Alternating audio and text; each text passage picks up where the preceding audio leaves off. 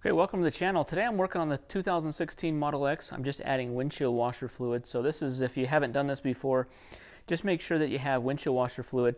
Open the front trunk, that's first step. Second one is just get you a jug of windshield washer fluid. Okay, this blue cap, this is kind of the universal cap and symbol for windshield washer fluid fill. So just open this up and you'll just pour this in until you see it filling up here. Okay, we open our cap up. We're going to fill this up. You want to make sure you don't put water in here just in case you get into some freezing weather.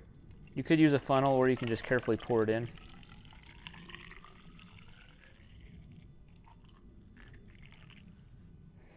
Okay, it's up to the top there.